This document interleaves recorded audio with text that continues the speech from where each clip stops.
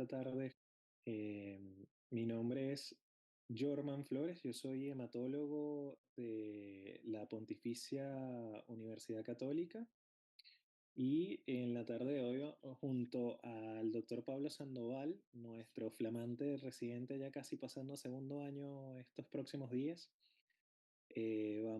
tenemos la tarea de hablar un poco acerca de nuestra experiencia en leucemia linfoblástica aguda, sobre todo en un setting de pacientes que es bastante complicado de manejar, como son aquellos que tienen el genotipo Phi-like. Entonces, vamos a dar un par de minutos más para eh, ver si se conecta o se aumenta un poco el quórum y comenzamos con la presentación en aras del tiempo. Bienvenidos todos y bueno, una vez más gracias a la sociedad por la invitación y por seguir apostando a la educación médica continua y por adaptarse a los avances tecnológicos de la época, porque es mucho más difícil reunirnos todos a esta hora. Damos inicio a la reunión de becados de la Sociedad Chilena de Hematología y como les comentaba previamente, es un honor para nosotros como equipo de la Pontificia Universidad Católica compartir con ustedes nuestra experiencia sobre este bonito tema. Así que a continuación, Pablo Sandoval, médico internista y residente de casi ya de segundo año de nuestra beca, nos va a hacer la presentación de casos clínicos. Pablo, todo tuyo. Sí, ¿me escucho bien? Perfecto. Perfecto. Bueno, entonces presentaremos dos casos clínicos, ambos acá ambos nuestros. El primero de ellos es de una mujer de 18 años que no tenía antecedentes mórbidos ni quirúrgicos ni tampoco consumo de fármacos, más allá de una alergia al látex. Sí llamaba la atención el antecedente familiar de un tío paterno de segundo grado que tuvo una leucemia que no pudieron precisar los familiares y tres tías de segundo grado con un cáncer de mama. En 2 semanas previo a la consulta, ella nota un aumento de volumen axilar izquierdo que desaparece tras el uso de AINES por una semana. Sin embargo, posteriormente reincide un nuevo aumento de volumen axilar contralateral, rinorrea, cefalea y fiebre hasta unos 40 grados Celsius, bien persistente. La revisión por sí, este aumento de volumen adenopático. No se describen adenopatías en otras regiones, otras alteraciones en la piel ni al examen cardiopulmonar. Siguiente. Ya. Al laboratorio de ingreso destaca una anemia severa con hemoglobina en 5,8, 1850 leucocitos, un 92% de ellos son linfocitos y de estos un 40% de blastos, hasta y 39.000 plaquetas, ¿ya? Estos blastos son descritos como células HS en 17, una PCR en 127, una COVID negativo y un panel positivo para rinovirus. Entonces, en este primer momento se levanta una alerta de blastos, ¿cierto? Posteriormente, negatividad para serologías de VIH, virus de hepatitis B, C, HTLV 1 y 2. Y un TAC de tórax, abdomen y pelvis que muestra efectivamente cambios inflamatorios en la región axilar derecha con linfonodos prominentes y otras adenopatías de aspecto reactivo. Múltiples adenopatías en ambas regiones axilares, sobre todo a derecha, numerosas en retroperitoneo y una esplenomegalia de 14,5 centímetros. ¿Ya? En este momento es cuando ella es trasladada a nuestro centro, ¿ya? Y aquí en nuestro centro es donde hacemos por primera vez un estudio medular y le hacemos un mielograma que la verdad es que simplemente se informa como una extensa infiltración por blastos de tamaño pequeño mediano, con una alta relación núcleo-citoplasma, una cromatina condensada con uno o más nucleolos visibles y escaso citoplasma basófilo, ¿ya? A la luz de la citometría de flujo en la médula ósea, se observa un 86% de células de un tamaño pequeño heterogéneo, con una coexpresión intensa para CD19, moderado a intenso para CD10, CD22 y moderado para 138. Pero aquí podemos ver que en el fondo hay positividad para marcadores B, como el CD79A, eh, CD19 y CD20, y CD22, siendo negativo para CD20, ¿ya? Y bueno, un CD10 positivo, B común, ¿cierto? Y de inmadurez llama la atención, ¿cierto? Sobre todo que hay un TDT positivo, ¿ya? Y una HLA-DR positivo, ¿ya?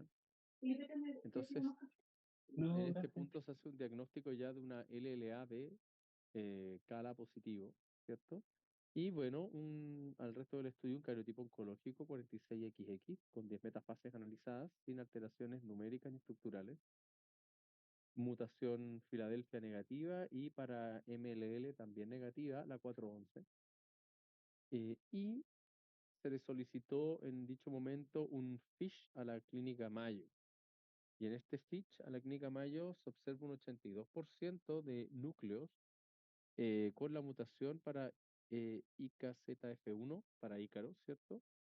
Y una de lesión parcial de un 61% para ETB6, ¿ya? La que está precisada ahí. A la derecha les mostramos en el fondo el panel de más o menos, que es el panel de mutaciones que buscaban por las distintas, es un panel ficha en el fondo, no es un pitch específico, es un panel y estas son las mutaciones que buscaba, ¿ya? Como para tener de referencia. Siguiente, por favor. Bueno, entonces como tratamiento inicialmente inicia un protocolo BFM. Sin embargo, tras la primera fase, cursa con complicaciones asociadas a las parraginasas, una alteración de las pruebas hepáticas grado 3 y una pancreatitis grado 3. Además, realiza un cuadro inflamatorio articular en relación al Gastrim, no muy bien caracterizado, estudio líquido cefalorraquídeo negativo y recibe sus quimioterapias intratecales profilácticas en los días correspondientes. Al control de la enfermedad al final del primer ciclo, en la cuarta semana, el mielograma no muestra blastos, solo una hipoplasia moderada, pero la citometría de flujo muestra un 0,39% de células con patrón inmunofenotípico similar a los blastos al momento del diagnóstico. Posteriormente, la quimioterapia, dada las complicaciones, la verdad es que se suspende casi por unas 2 a 3 semanas más, ¿ya? Antes de partir el segundo ciclo, en la semana 7, se realiza una nueva citometría de flujo que mostró ausencia de blastos, o sea, una enfermedad mínima residual negativa, ya con sensibilidad para 0,01%. Siguiente. Ya. Al segundo ciclo, debemos cambiar por el tema de las parraginasas unipercibat. Comenzamos con la rama par en esta oportunidad, bien tolerado, con estudio de control de la enfermedad al día más 14. Y este mielograma muestra ya remisión completa con una citometría de flujo negativa nuevamente. Es así, siguiente por favor, que ingresa trasplante halogénico de médula ósea, conseguimos un donante no relacionado full match desde 10 e inicia un protocolo de ciclofosfamida, TBI, más después inmunosupresión con micofenolato y methotrexato, ¿ya? Em, y sin recaídas hasta la fecha, después de un año, pero sí muestra complicación severa por GBH, ¿ya? Cursó con grado 1 para dermatológico, ocular y pulmonar, grado 2 para la mucosa oral y hepática, sin embargo, gastrointestinal etapa 4, o sea, perdón, grado 4, ya bien severo, bien persistente, refractario al uso de corticoides sistémicos, gastrointestinales también, ruxolitinib y leucofotoferes. Eh, Dada la persistencia, utilizamos, bueno, aquí fue la primera paciente en la cual intentamos el uso de vedolizumab por 2 ciclos y la verdad es que una respuesta impresionante. Ya llevamos casi un año, más o menos ya como 8 meses desde ese momento y la verdad es que la paciente no ha vuelto a tener ninguna recaída, tanto de la leucemia como del GBH, ¿ya? Posteriormente, Nuestro segundo caso clínico es una mujer colombiana de 52 años que por ahí, por diciembre de 2023, comenzó con una TBP infrapoplitea, ya y quedó anticoagulada con rivaroxaban. Importante porque ya en enero, o sea, 10 días después, el 5 de enero, comenzó con dolor en ambas extremidades inferiores y en hipogastrio, astenia, dinamia, eh, sin fiebre, baja de peso ni aforesis, sin otros elementos en su historia que nos hagan sospechar hemorragia digestiva o alguna otro a la revisión por sistema. Ingresó a urgencia en un hospital público de la región metropolitana, en donde se le describió taquicárdica principalmente, muy pálida, con un soplo aórtico 3 de 6, eyectivo, sin adenopatías ni visceromegalias al examen físico. Siguiente, por favor. Con un laboratorio en donde mostraba una hemoglobina de 3,8, 395.320 linfos, glóbulos blancos, leucocitos, con un 95% de ellos blastos, ya sin que tengamos la descripción disponible en este momento de cómo eran esos blastos. Plaquetas en 71.000, INR en 1,5, TTPA en 56, sin alteración de función renal, una LDH en 4,24. Se estabilizó desde el servicio de urgencias y se trasladó a una clínica privada de la región metropolitana. En este momento se hizo un estudio medular en este centro el 9 de enero, cuyo mielograma no contamos disponible dentro de lo que se informó en la citometría de flujo. 95% de blastos de estirpe linfoide B que expresaban de forma intensa CD34, 19, 10 y CRLF2, moderado para CD20, CD81, CD66 y débil para CD58 y CD33. Negativos para CD38, cadenas livianas y capa y lambda, e inmunoglobulina IgM citoplasmática de membrana, ¿ya? En este punto tenemos una PCR para Phi negativa, para la translocación 411 también negativa, y un cariotipo que la verdad es que en 8 metafases no mostró alteraciones numéricas ni estructurales, ¿ya? Bueno, aquí al lado, a la derecha, mostramos más o menos las sugerencias para abordar un FILAI y efectivamente en este caso con una expresión alta de CRLF2, ¿cierto? Correspondería un FITCH. Sin embargo, no se realizó en su momento, nosotros tampoco pudimos realizarlo. Principalmente el problema es la disponibilidad, ya no tanto la intención. Así que quedamos en el fondo con una proyección respecto de posible diagnóstico FILAIC. Sin embargo, como decíamos, no es que tengamos la disponibilidad, este estudio no pudo realizarse. Siguiente. Después inicia una prefase esteroidal. Sin embargo, debe postergar su primer ciclo de quimioterapia debido a neutropenia febril, neumonía por influenza A, una trombosis que requirió un filtro de vena cava para poder para proyectar después su tratamiento, un edema pulmonar agudo, em, iniciando recién el 31, o sea, alrededor de 25 días después, 26 días después de su ingreso al hospital, un hipercibat Ramain-Park, donde se administró la doxorubicina en 2 días por precaución debido a las complicaciones ya descritas. Siguiente, por favor. Tras este hipercibat se complicó nuevamente con una mucositis severa, una sepsis bacteriémica por Klebsiella pneumoniae multiresistente y enterococo, con una estadía bien prolongada en UPC, ya infección fúngica invasora por Aspergillus y un infarto cerebeloso con compromiso del territorio pica, ¿ya? Es decir, que en este momento, cuando se estabiliza de esto, ella ingresa a nuestro centro, ¿ya? Y en ese momento, bueno, ya sabíamos por resonancia magnética de cerebro del hospital de origen que tenía el cerebro y columna total, un refuerzo del fondo de saco tecal y lesiones córtico-meningias frontales derechas, parietal izquierda y occipital derecha compatible con el fondo de compromiso del sistema nervioso por leucemia y una PL compatible con un 9% de blastos por citometría de flujo.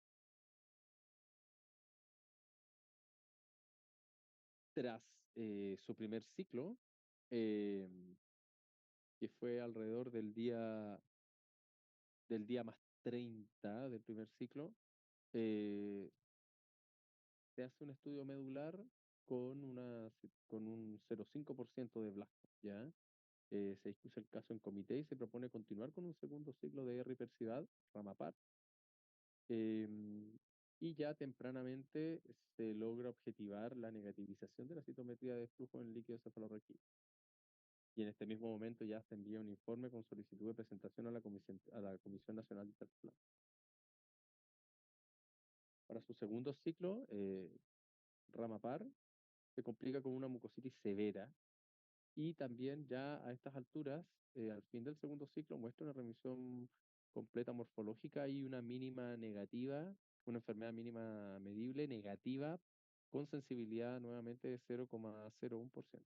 ¿Ya? Em, Al tercer ciclo, dadas las múltiples complicaciones y un síndrome febril prolongado, no podemos continuar con el tercer ciclo, así que iniciamos POMP, ¿ya?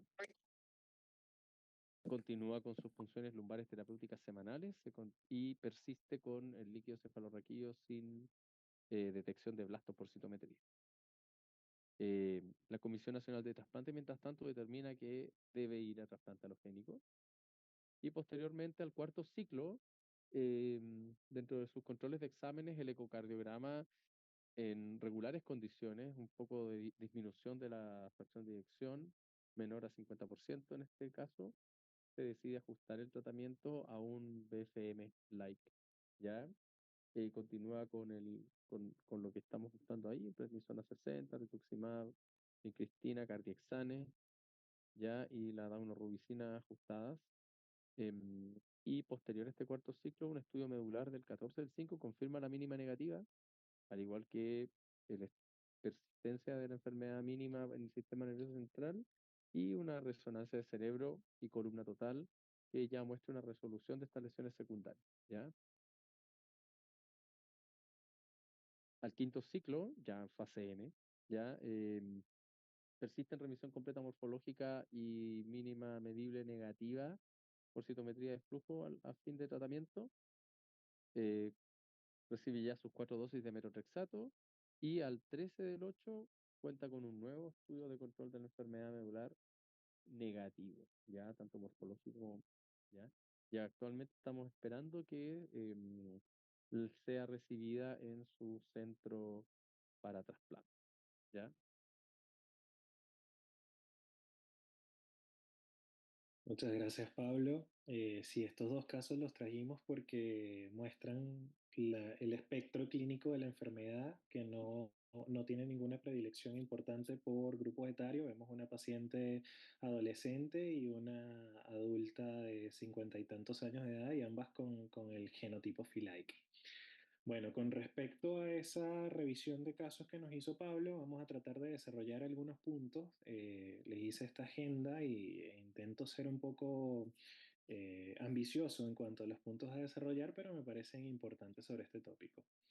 En primer lugar, eh, recordar un poquito que la leucemia linfoblástica aguda es una de las neoplasias hematolinfoides más frecuentes y se describe una incidencia anual de unos 5 casos por cada 100.000 habitantes. Al momento del diagnóstico, 3/4 partes de los casos van a ser de fenotipo B, como nuestras pacientes que mostró Pablo, y la gran mayoría suelen ser de sexo masculino, a pesar de que no hay una predisposición al 100% de algún sexo en particular.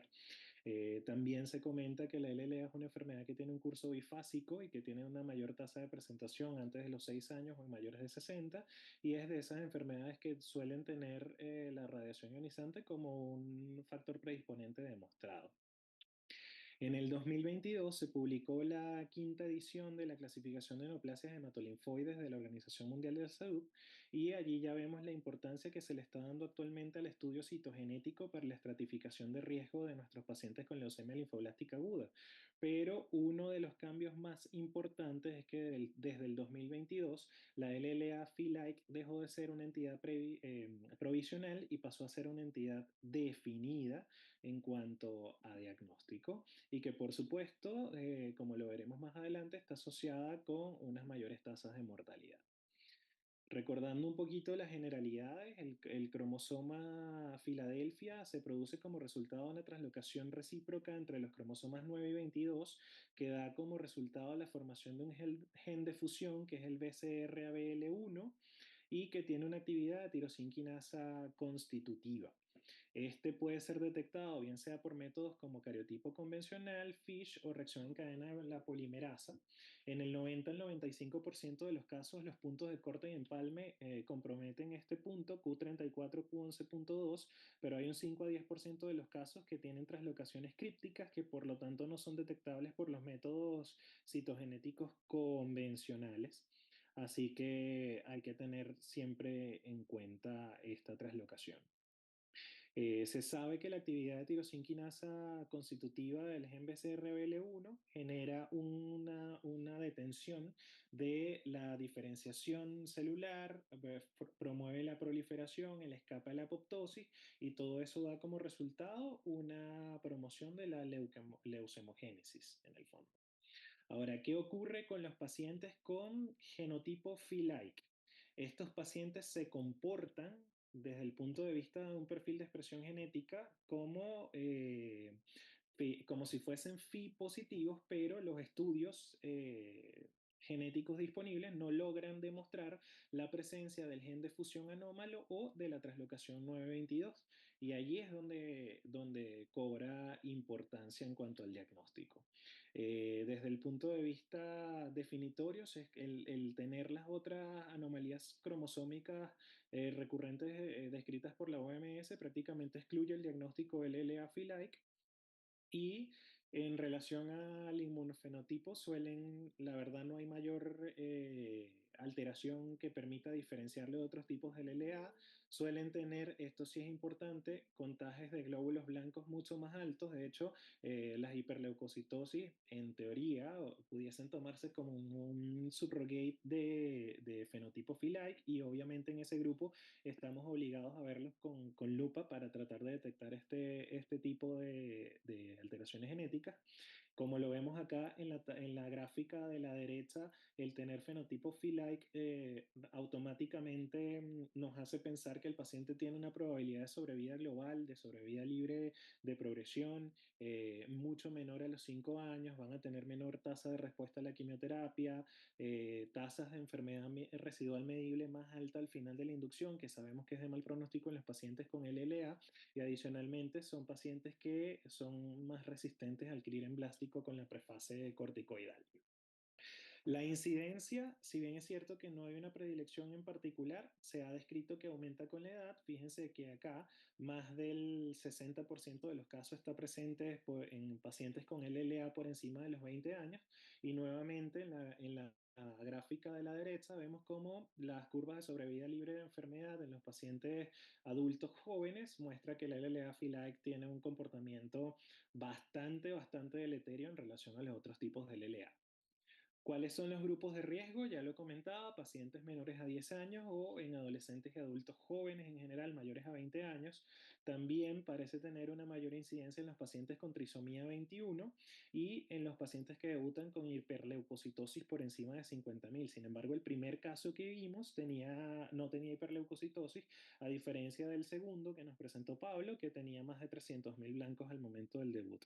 Suelen ser más frecuentes en los nativos americanos y en los hispanos y se debe sospechar en aquellos pacientes con el LAFI negativo que tienen pobre respuesta a la quimioterapia inicial o que hacen recaída temprana y que no fueron testeados previamente para el genotipo.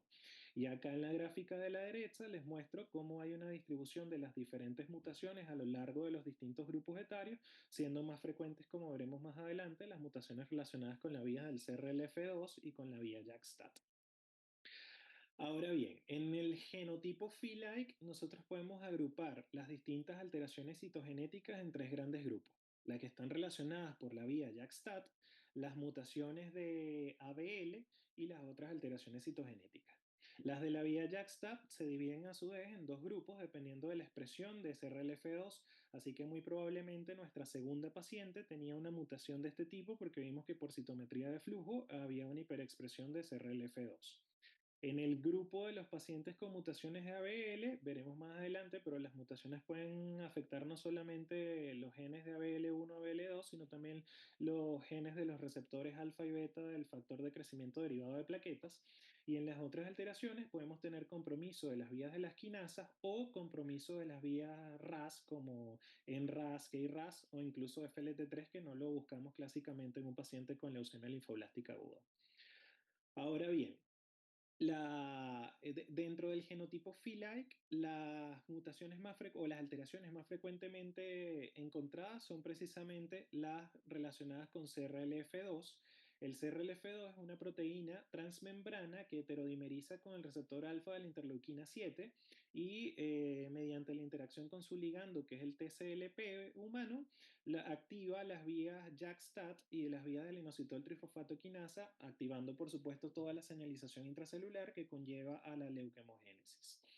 El 80% de los pacientes con fenotipo Phi-like suele tener alteración de esta vía y se puede presentar en conjunto algunas translocaciones con el gen de la cadena pesada de la inmunoglobulina, lo cual representa un evento temprano que habitualmente permanece estable esta alteración durante las recaídas, o en el curso de pacientes que recaen más tardíamente, se pueden dar translocaciones del gen de CRLF2 con mutaciones intracromosómicas que afectan el cromosoma X o cromosoma y dan lugar a este P2RY8, que es un evento tardío en la génesis de la enfermedad.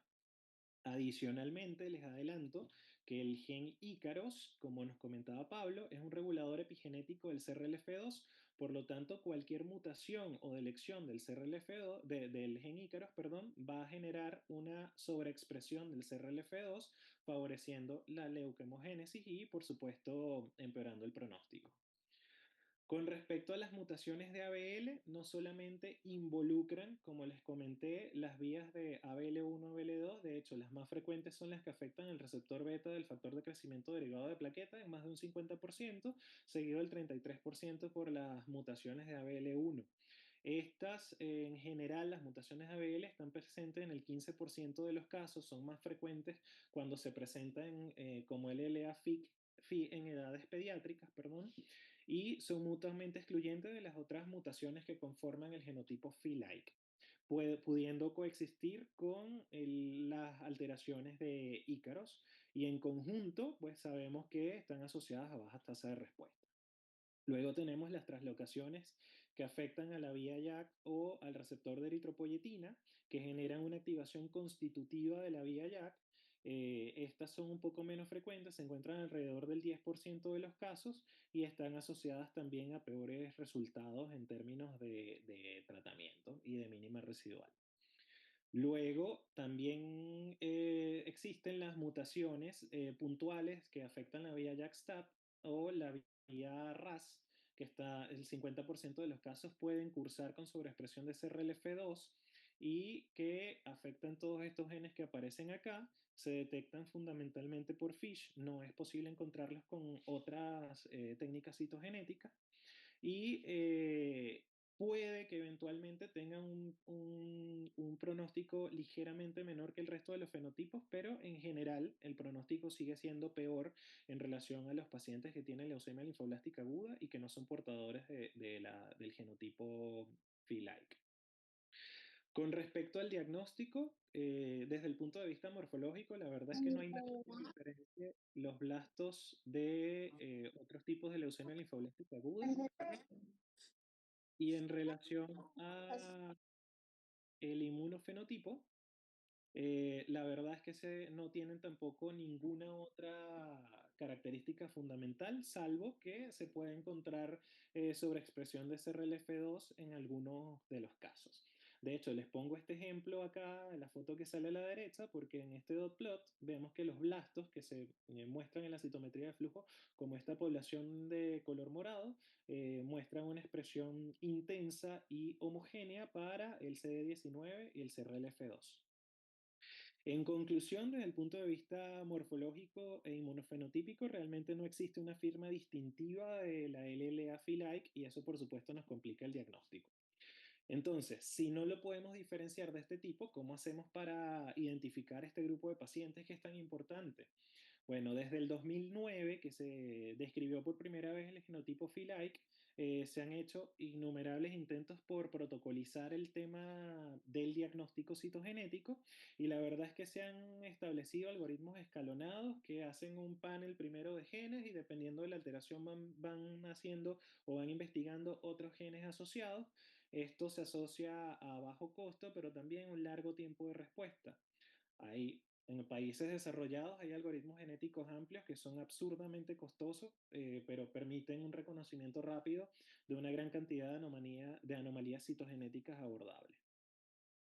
Generalmente, para hacer el diagnóstico, lo que se describe en la literatura que está disponible son los FISH, que son ampliamente utilizados a nivel mundial, o las PCR para las mutaciones puntuales de ABL, de la vía JAK o del CRLF2. También se han descrito los paneles de microensayos de baja densidad que testean un grupo de genes que son los más frecuentemente asociados, entre ellos el CRLF2, y han alcanzado una alta sensibilidad y especificidad para el diagnóstico. Otras técnicas un poco más complejas incluyen la secuenciación del RNA, pero no está ampliamente disponible, y la citometría, que es lo que pudiésemos tener más a la mano. Solamente se ha descrito la sobreexpresión de CRLF2 como un método sugerente del LA-Like. De manera que la variabilidad de los métodos disponibles y la escasa disponibilidad de la gran mayoría de ellos hace que el diagnóstico del perfil de expresión genético de la LLA-Like sea un completo desafío, sobre todo en países económicamente más limitados. Esta gráfica resume un poco lo que se hace hoy en día. FISH para algunas detecciones, sobre todo de los genes de ABL y de los receptores del factor de crecimiento plaquetario cuando hay hiperexpresión de CRLF2, o se puede hacer en GS para mutaciones de la vía JAK o de la vía ABL cuando hay una hiperexpresión del CRLF2. También existen los microensayos de baja densidad que, como le digo, son paneles que testean un grupo de genes en particular.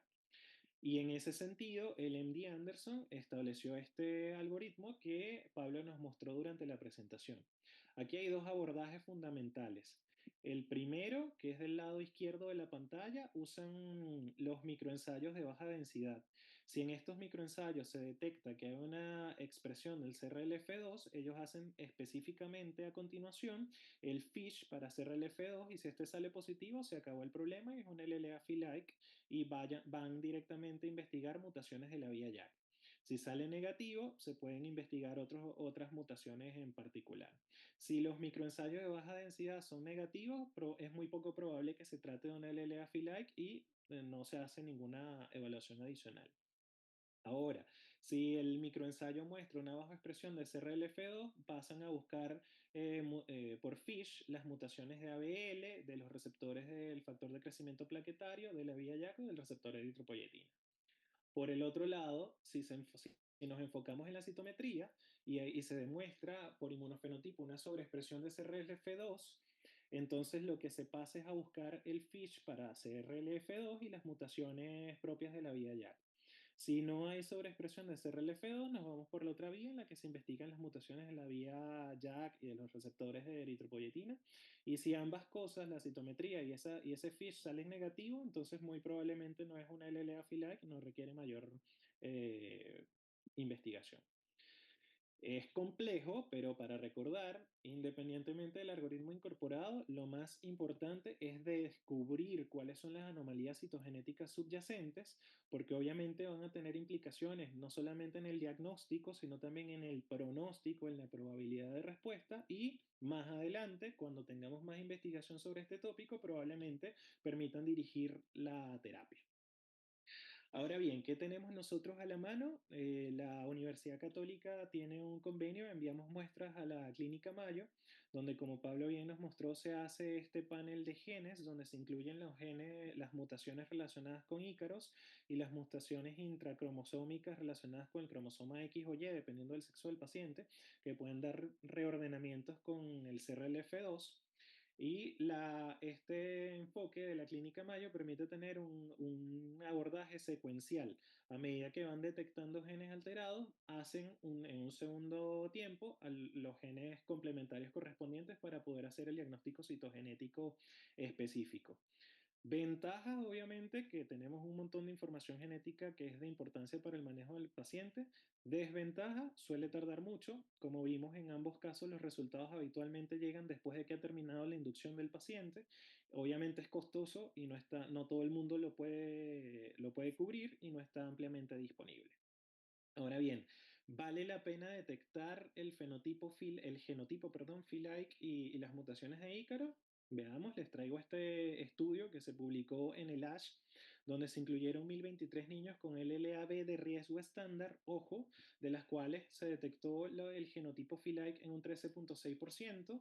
Fíjense que las mutaciones más frecuentes, tal como dice la literatura, eran las relacionadas con el CRLF2 y cuando se comparaba la cohorte de pacientes que tenían genotipo Phi-like versus los que no tenían las alteraciones citogenéticas específicas, vemos cómo la sobrevida libre de eventos y la sobrevida global favorecen o son mejores en el grupo de pacientes que no tienen estas alteraciones citogenéticas.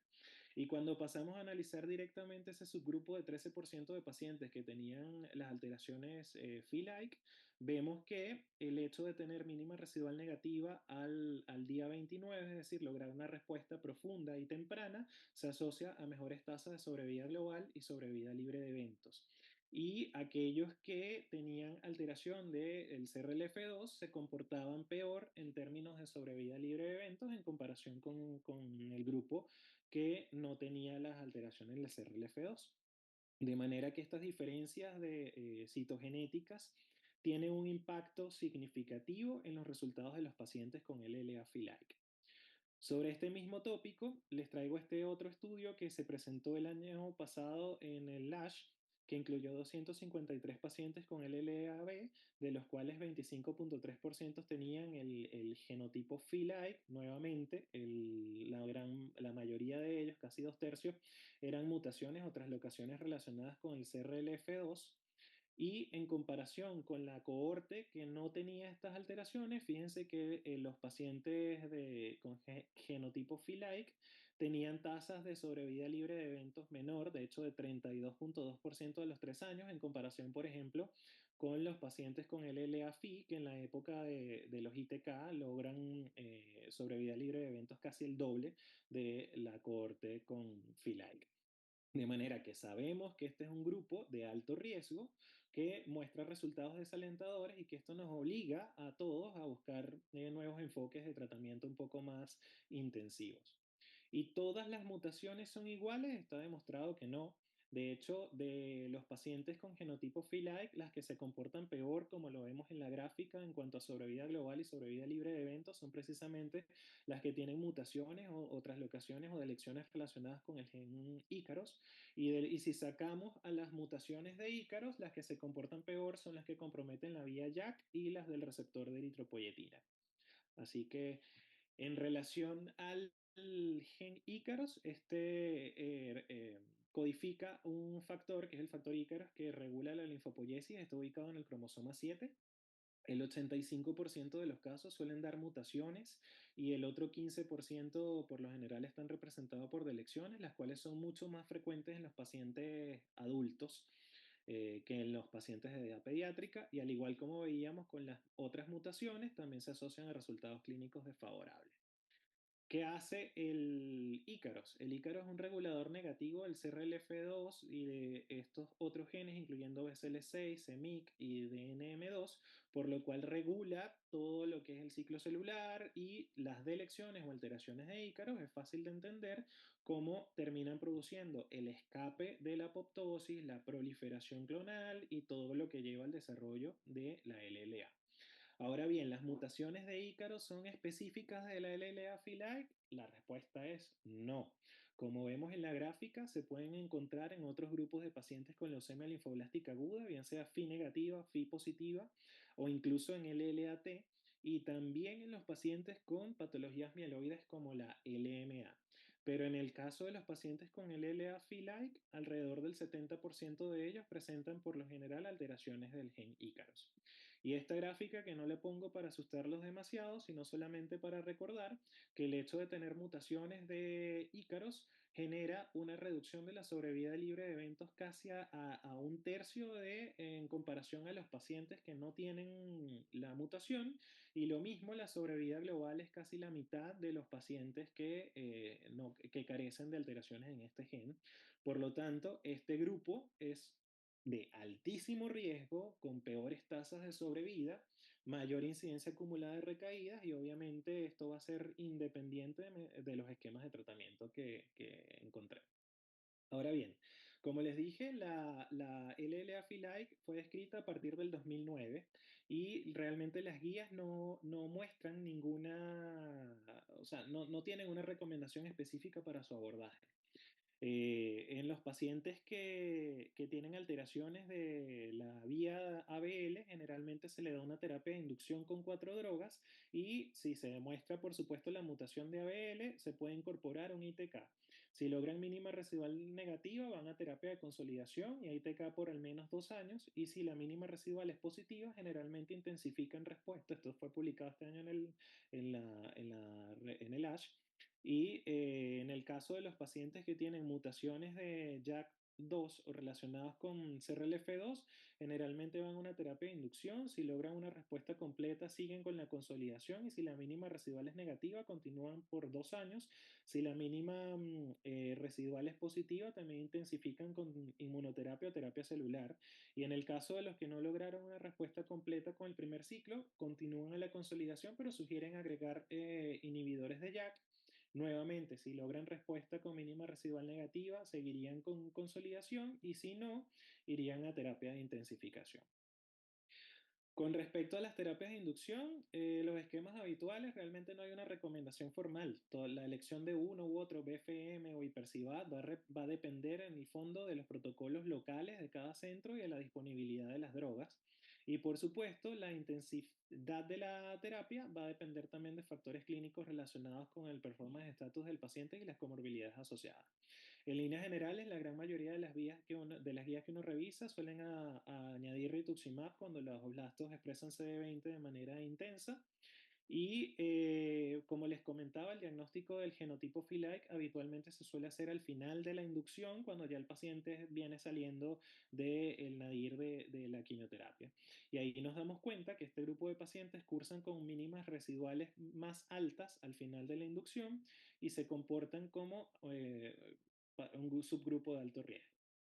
Esta gráfica me gusta mucho porque resume un poco las distintas clases de mutaciones asociadas con el genotipo FILAIC, y me parece importante para ejemplificar lo que dice acá. No solo basta hacer bloqueo de JAK, porque sabemos que existen otras vías que van a favorecer el mal pronóstico de esta leucemia, y tienen altas tasas de mutaciones de ABL, así que también hay que tener ojo con qué tipo de ITK vamos a elegir. En suma, como es un proceso tan complejo desde el punto de vista citogenético, lo que sabemos actualmente de terapia target es netamente experimental. Se han descrito mutaciones específicas que pueden ser tratadas con ITK o con inhibidores de JAK2, y actualmente hay un montón de estudios de fase 1, 2 y 3 que están algunos de ellos en reclutamiento, y otros ya han completado el reclutamiento de los pacientes, y que testean el uso de ruxolitinib o ITKs de segunda o tercera generación, solo o incluso en combinación, más la terapia convencional. Lo que sabemos de esto es que hasta el momento hay poca evidencia disponible, y hay que esperar a ver hacia dónde se mueve la micro sobre este tópico. Con relación a la terapia target, la verdad es que hay poco en la literatura. Encontramos por acá un estudio de seguridad que se presentó en el ASH del 2018, en el que se incluyeron 40 pacientes con LLA de alto riesgo, que fueron clasificados en 4 cohortes dependiendo de su perfil citogenético, y se probaron varias dosis de ruxolitinib, encontrando que la que permitía mayor tolerancia con una inhibición sostenida de la vía JAK-STAT era la de 50 miligramos por metro cuadrado. 50 miligramos por metro cuadrado, una dosis que está por encima de las que estamos acostumbrados a usar con el fármaco. Obviamente los efectos adversos son súper frecuentes. 2 tercios de los pacientes tienen citopenias importantes, y de hecho 27% tuvo que descontinuar el estudio porque no toleraba las dosis y múltiples complicaciones asociadas. Pero de allí sale que la dosis de 50 miligramos por metro cuadrado por 14 días en ciclos de cada 28 días es la que se está testeando actualmente en, en este grupo de pacientes con mutaciones de la vía JAK. En este estudio de fase 2, que no es más que una continuación del anterior, se evaluó precisamente esta dosis en combinación con inducción basada en BFM en la cohorte C de pacientes que tenían 65% de mutaciones JAK, 22% de mutaciones del receptor de la eritropoyetina y 13% de mutación de la interleuquina 7. Y lo que se encontró, fíjense que la mayoría de los pacientes tenían hiperleucocitosis y en los microensayos se encontró una alta tasa de expresión de estas tres mutaciones en particular. Lo que se encontró fue que el 43% de los casos de pacientes tratados con BFM más ruxolitinib lograban una enfermedad mínima residual negativa al final de la inducción. 47% de los pacientes lograban tolerar esta dosis de ruxolitinib y uno de ellos continuó con trasplante alogénico.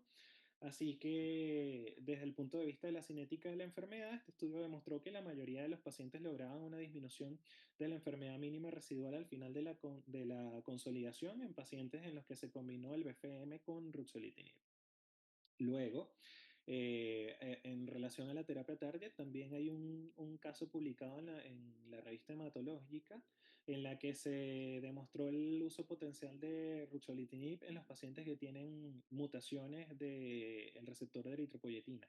Esta era una paciente caucásica de 17 años, como la primera que presentamos, pero esta tenía mutaciones en este receptor. Fíjense que se le dio una inducción basada en el protocolo KLF01 que usa PEC asparaginasa, además de las otras drogas convencionales. Luego de la inducción, la paciente fue refractaria con una enfermedad residual medible del 15%, pasó a consolidación combinada con ponatinib. El resultado de la mínima residual fue 3,4%, todavía positiva. Se incrementó la dosis del ponatinib logrando una mínima residual persistente de 3%, y no fue hasta que se combinó blinatumomab con ponatinib que se logró remisión completa con una mínima residual negativa alrededor del día 138, y este paciente fue llevado a trasplante alogénico. Luego, a partir del día más 80, se inició ponatinib de mantenimiento y hasta la fecha se describe que la paciente está libre de enfermedad. Y desde el punto de vista experimental, se tomaron blastos de la paciente que fueron incubados con diversas concentraciones de ponatinib, ruxolitinib y una combinación de ambos. Y fíjense cómo ambos medicamentos logran una reducción de la viabilidad de los blastos de una manera significativa, por lo cual el uso de inhibidores de JAK o de ponatinib ha demostrado en este caso en particular, una eficacia contra los pacientes con LLA-FILAIC. Obviamente esto es un solo caso y se requiere mayores estudios para poder hacer la recomendación. ¿Qué hacemos después que logramos la remisión completa?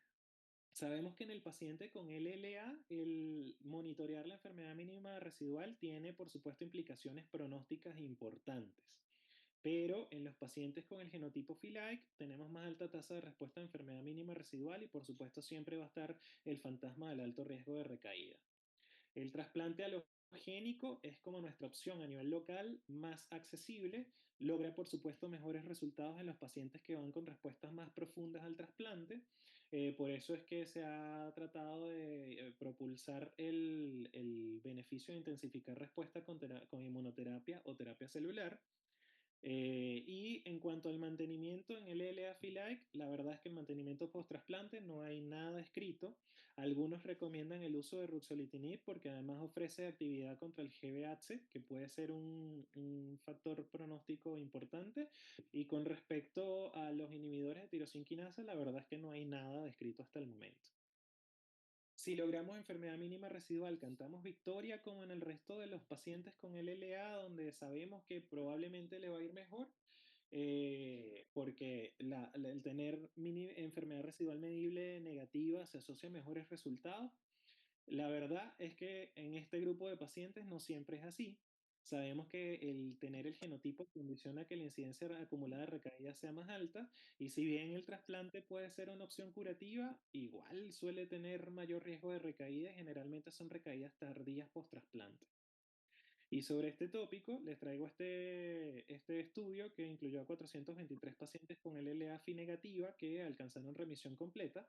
Y cuando se seguía en el tiempo, se observó que los pacientes que tenían mínima residual negativa tenían, por supuesto, menor incidencia acumulada de recaída. Los que respondían tempranamente también tenían menor incidencia acumulada de recaídas, cosas que ya sabemos. Los que, independientemente de la sensibilidad a esteroides o al aclaramiento de blastos, los que tenían mínima residual negativa temprana, les iba mejor y recaían menos con respecto al resto de los subgrupos. Y cuando se hacía la estratificación por riesgo citogenético, generalmente los que tenían una mutaciones del gen Ícaro, pero no de lecciones focales, solían recaer menos que los que tenían de lecciones focales. Y con respecto a los pacientes con este fenotipo de alto riesgo, donde se incluían las mutaciones y las delecciones de Ícaros, en el caso de los pacientes con el LAB, es la mínima residual negativa la que sigue llevando la batuta de los pacientes que recaen menos, pero en el caso de los LLAT es la citogenética, independientemente de la mínima residual negativa según este estudio. Y en cuanto a la clasificación de riesgo, pues por supuesto lo que tienen citogenética adversa con mínima residual positiva, obviamente van a tener menores tasas de sobrevida global y de sobrevida libre de recaída. Por lo tanto, es importante buscar las anomalías citogenéticas, como ya hemos visto, son predictores importantes de resultados y muchas veces suelen condicionar recaídas independientemente de la enfermedad residual medible. ¿Qué pasa cuando un paciente con una LLA Phi-like recae? Los resultados ya sabemos que son muy malos. Realmente el ruxolitinib en este setting de pacientes tiene un efecto modesto y en líneas generales no se recomienda y lo que nos queda como opción son las inmunoterapias, la terapia celular y el trasplante alogénico en los pacientes que tienen donantes disponibles. Nuevamente, LASH hace recomendación de hacer una reinducción en los pacientes con mutaciones de ABL con 4 fármacos, incluyendo ITKs de segunda o tercera generación. Se alcanza remisión completa, tratar de profundizar respuesta con blinatumomab más un ITK y se alcanza mínima residual negativa, llegar a trasplante y si no, pues las estrategias de intensificación. En el caso de los pacientes que tienen mutación de la vía JAK, darle un inhibidor de JAK de entrada se alcanza remisión completa, llevarlo a profundizar respuesta con blinatumomab y continuar con trasplante alogénico y de lo contrario, pues las opciones de recaída. Como vemos acá en esta gráfica, las vías de señalización relacionadas con las diferentes mutaciones del genotipo Phi-like son sumamente complejas, pero la inmunoterapia con inotuzumab, blinatumomab o la terapia celular prácticamente bypassea todas estas complejas vías de señalización y es allí porque se están promocionando actualmente. En el ASH del año pasado se presentó este estudio que incluyó 149 pacientes con el LA-Fi negativo, de los cuales casi 21% correspondían a genotipo Phi-like. Estos fueron tratados con una prefase corticoidal, se les dio una terapia de inducción estándar con los fármacos, las 4 drogas habituales, seguida de 2 terapias de consolidación, se le da una primera dosis de blinatumomab, luego 3 ciclos de consolidación más, una segunda dosis de blinatumomab, y con este esquema secuencial se encontró una tasa de respuesta completa en el 88% de los pacientes. Cuando uno revisa los datos a detalle, el 70% de los pacientes logró una mínima residual negativa y posterior al uso de blinatumomab, este 70% sube incluso hasta un 89%, así que es bastante efectivo para profundizar respuesta, incluyendo el aumento a 97% de mínimas residuales negativas en pacientes con mutación del TP53, que sabemos que se van a comportar mal, logrando de forma global una sobrevida global de 71% y libre de enfermedad de 65%. Buenos números. Y cuando nos enfocamos en el genotipo Phi-like, fíjense que el 73% logró una mínima residual negativa al final de la inducción, pero posterior a la primera dosis de blinatumomab, este número aumentó a 96%. Si bien no sigue siendo peor las cifras de sobrevida libre de enfermedad y de sobrevida global en el grupo Phi-like, este estudio demostró que el blinatumomab es una opción eficaz para profundizar respuesta en los pacientes con genotipo Phi-like. Luego, en el 2020 también se publicó en el New England Journal of Medicine este estudio de 63 pacientes con LLA-FI, en donde se testeaba el uso de dasatinib más corticoides y luego 2 ciclos de blinatumomab. Y acá lo que se encontró, que cuando se hacía la estratificación genética, pues obviamente los pacientes que tenían fenotipo o genotipo o mutaciones de ícaros les iba peor y los que tenían mutaciones más de lecciones de ícaros tenían un comportamiento clínico un poco inferior con respecto al resto de las cohortes, logrando después del uso de blinatumomab y de dasatinib unas sobrevidas globales de 95% a los 18 meses, 88% de sobrevida libre de enfermedad y unas tasas de recaída bajas de un 8%, de manera que nuevamente la combinación de blinatumomab y dasatinib puede reducir el efecto pronóstico negativo de tener el genotipo Ícaros. Por último, en relación al inotuzumab, está este estudio que se hizo en pacientes con LLA recaído refractario, un setting de pacientes de muy mal pronóstico. En este caso, el uso de inotuzumab se asoció con una tasa de respuesta general de 58%, con tasas de enfermedad mínima residual negativa de hasta un 40%, logrando una sobrevida global y sobrevida libre de eventos de 33%, o sea, números que son malos, pero ya en una población que por per se es bastante desalentadora, así que el inotuzumab pudiese incluso ser una alternativa también en este grupo de pacientes. Y en relación a la terapia celular que tanto se habla actualmente, en este estudio se incluyeron 91 pacientes con LLA, 17 de los cuales tenían genotipo Phi-like. 6 de ellos tenían mutaciones de ABL, de los cuales 5 se trataron con dasatinib y solo 3 mostraron sensibilidad. 11 tenían mutaciones de JAK-STAT y de los 7 que lograron recibir ruxolitinib solamente uno fue sensible. Los 17 pacientes recibieron, que es lo que vemos acá en la gráfica de la derecha con las estrellas rojas, recibieron terapia con CAR-T y los 17 pacientes lograron llegar a trasplante alogénico.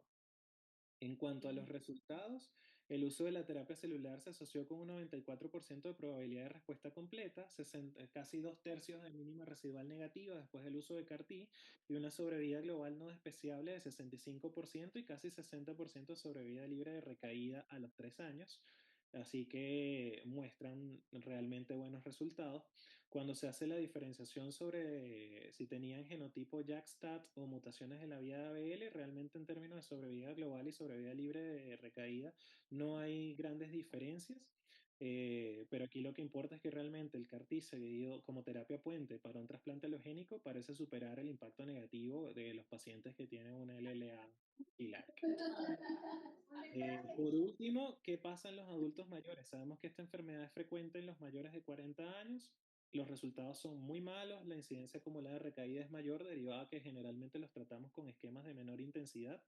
Hay una altísima mortalidad relacionada a la terapia, la gran mayoría no son fit para trasplante halogénico, así que las opciones que nos quedan por explorar son inotuzumab y blinatumomab, que lamentablemente no lo tenemos ampliamente tan disponibles como quisiéramos, pero parece que va hacia allí la vía.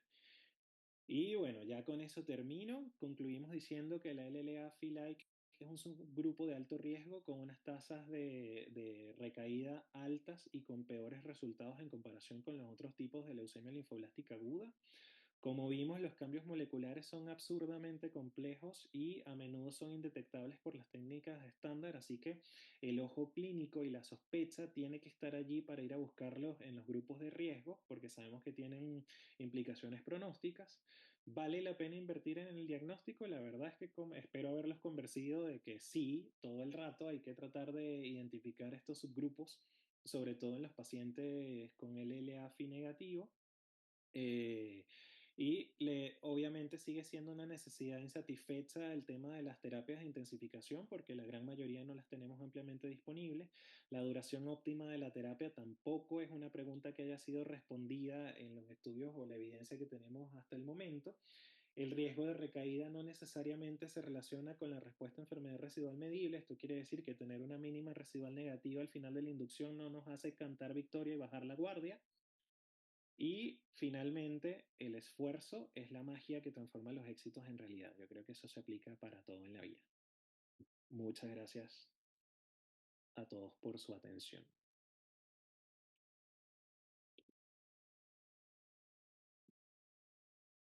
No sé si alguien tiene alguna pregunta, comentario, experiencia. Bueno, parece que no, así que, a ver, aquí. Hola, Hola, ¿qué hola, tal? soy Marcela. ¿Cómo estás, Jorman? Hola, Marcela, ¿todo bien? ¿Todo bien? Y bueno, oye, felicitaciones a ti y a Pablo, tremenda presentación, se pasaron. Muchas gracias. Y, y oye, dos cosas, mira, a mí una vez me tocó un paciente, bueno, no era mío, era de un colega, pero este paciente, treinta y tantos años, venía de Concepción y venía con una citometría de un citometrista que es bien creíble de allá y decía que tenía el CRSL2 positivo y venía con diagnóstico de CILAI. Y nosotros le hicimos todo el diagnóstico, no tenemos FISH ni nada más, ni perfil de expresión génica, pero por lo menos se pidió Filadelfia a la Católica y mostró negativo para todas sus variantes P190 y también las otras. Y Vale, posteriormente el paciente se le dio BCM y parecido a su paciente, eh, hizo una pancreatitis también, así que se cambió a hipercivada y el paciente persistía refractario. Y mi colega lo que hizo fue cambiar la terapia a hipercivada y ahí me parece no me acuerdo mucho, pero en algún momento, no, sí, recibió hipercivada y estaba la médula negativa y empezó a evolucionar con adenopatía. Y la adenopatía mostró que tenía leucemia o linfoma linfoblástico, se está comportando como un linfoma linfoblástico. Y después apareció el Filadelfia positivo, entonces cambió el diagnóstico, que pasó a ser una Filadelfia positivo. Y claro. ahora no sé si con todo lo que comentaste, como son tan complejas las vías de expresión, no sé si, bueno, no sé si el colega de allá habrá visto el CLFR2 mutado o siempre fue sí positivo, no sé qué pasó, pero bueno, el paciente evolucionó bien inicialmente, recibió inotuzumab más dasatinib, se trasplantó, se tuvo que hacer una lorrixi el paciente porque tenía una hemorragia digestiva y en el comité de trasplante decidieron, a pesar de que era joven, le dejaron una lorrix y el paciente después ahora recién está recaído con compromiso ocular, tiene un compromiso del sistema nervioso central y ocular, no, más que nada ocular, no tanto del sistema nervioso central, y está ahora recibiendo nada, alta dosis de metotrexato, medio paliativo, es candidato a CAR-T, entonces no, y no tenemos disponibilidad aquí en Chile, así que ahí está el pobre paciente, es como la única experiencia que tenemos como en algo parecido a Like en nuestro centro. Y yo le pregunté una vez al doctor Casaday, que fue mi profesor en el First Huntington, y yo le dije, oye, doc, estos pacientes, como tú comentaste, tienen tan malos outcomes, se comportan como alto riesgo. Yo le pregunté, doc, los FILA los clasificamos de una de alto riesgo, los trasplantamos, y según la opinión de él, me dijo que no, me dijo que evolucionaban más mal, pero no estaban catalogados como de alto riesgo así como categóricamente, como, no sé, por tener dijo que había que fijarse en los otros parámetros, principalmente en la mínima residual negativa. Y eventualmente estos pacientes pueden tener, después de la inducción, mínimas residuales positivas y con esto ya los clasificas al tiro de alto riesgo. Entonces, como tú dices, Exacto. hay que ser como bien acucioso y tomarle mínimas residuales como bien frecuentemente para poder, en el fondo, pillarlos tempranamente en una recaída y después trasplantarlo. Y bueno, el uso de nuevas drogas dirá más adelante cómo se podrán enfrentar. Pues me sorprendió lo que dijiste del ruso litinida, es interesante, súper Sí, interesante.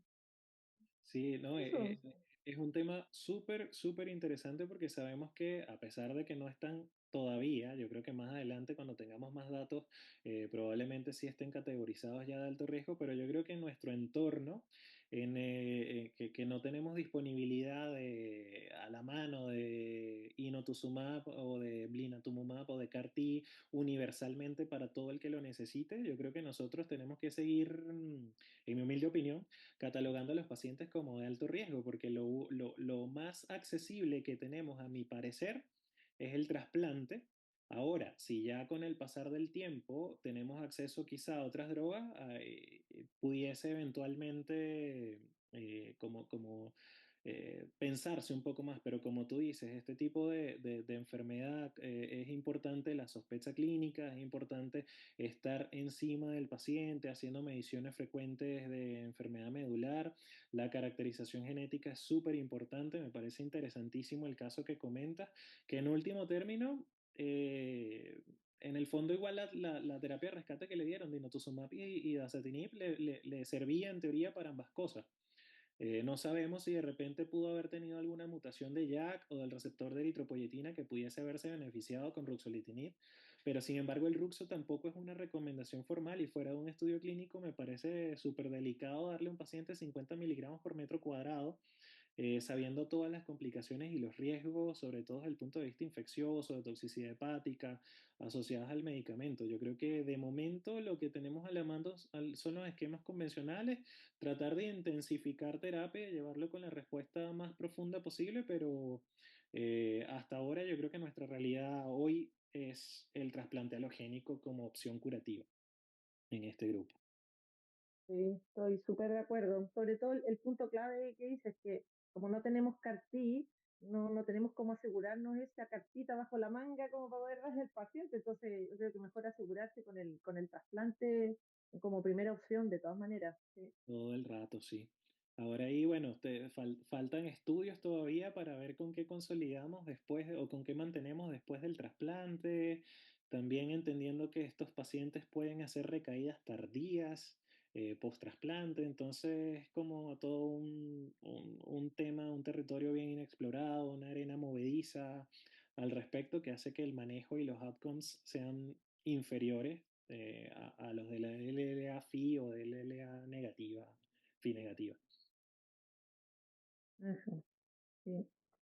Bueno, y se agradece, súper, súper buena la presentación, súper completa. O sea, hablaste todo, así como que pensaba que preguntar, ¿y qué más? Y como lo dijiste todo, así que no se me ocurre nada más. No sé si los becados tendrán más preguntas. Muchas gracias, Marce. Bueno, para los que no lo conocen, Marce es nuestra jefa del grupo chileno de LLA, así que agradecido por sus comentarios y por compartir su experiencia también. Gracias, no, pero no soy jefa, soy coordinadora nomás, y pronto haremos algún directorio por ahí Eso, para que todos tengan alguna posición. eso. Bueno, en aras del tiempo, si no hay ninguna otra pregunta, nuevamente reitero mi agradecimiento con la sociedad por darnos la oportunidad, tanto a Pablo y a mí, de tomar este espacio y de tratar de contarles un poquito sobre un tema tan polémico como este. Gracias a Pablo también el excelente resumen que hizo de ambos casos. Y bueno, no menos importante, gracias a todos ustedes por escucharnos el día de hoy.